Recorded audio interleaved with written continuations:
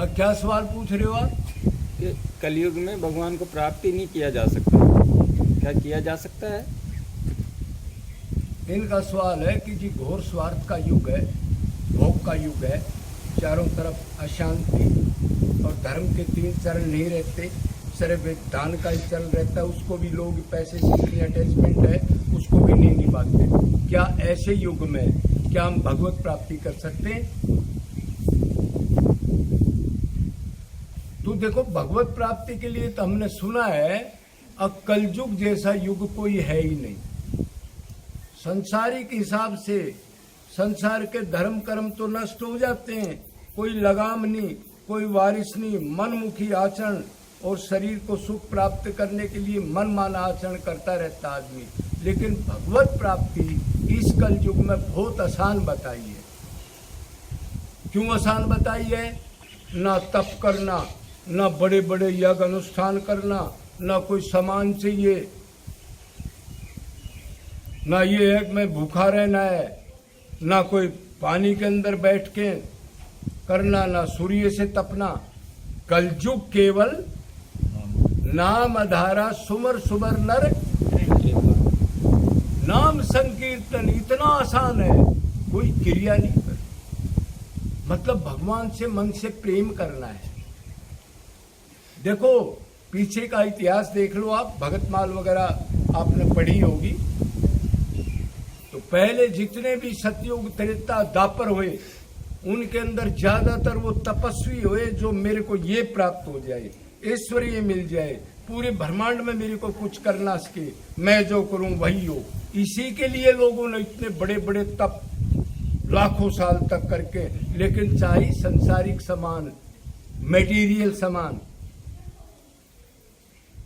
तो मेरे ख्याल में अगर आप उधर नजर डालोगे तो जो आजकल की लिखी हुई चीज हमने पढ़ी है संतों की, भगतमाल वगैरह की, तो उसमें भगत जितने अब तक कलयुग में निकल गए, 1400 से लेकर के 1800 तक और 1900 में भी उतने मेरे ख्याल में पहले कभी नहीं निकले। पूरा का पूरा बैच भगवान से प्रेम करके, भगवान के धाम पर आकर के, किसी अच्छे गुरु शरण रह करके, और उधर इंद्रियों का दमन और सारी चीज देह भान से ऊपर होके भगवत प्राप्ति करके बहुत ज्यादा निकल गए।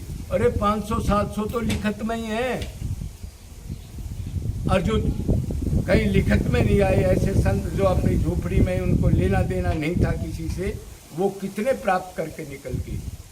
तो ये नहीं सोचना चाहिए कलयुग में भगवत प्राप्ति नहीं हो सकती। कलयुग में भगवत प्राप्ति सबसे ज्यादा है। कली काल ना साधन दूजा, योग ज्ञान तप वर्त ना पूजा।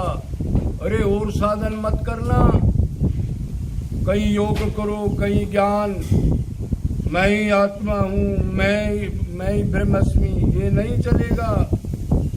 कली काल ना साधन दूजा, योग ज्ञान तप वर्त ना पूजा।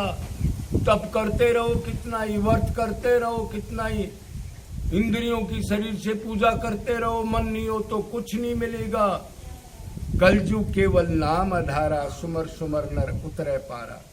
मन से भगवान का नाम संकीर्तन, गुण लीला का एकांत में किसी गुरु की शरण में जाकर अपने को आत्मा मान करके और दीन बन के उस लक्ष्य को प्राप्त भक्तों ने किया करेंगे।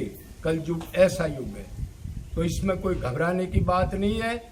और कलयुग जैसा युग भक्ति का कोई हो ही नहीं सकता, और ये प्रूफ है।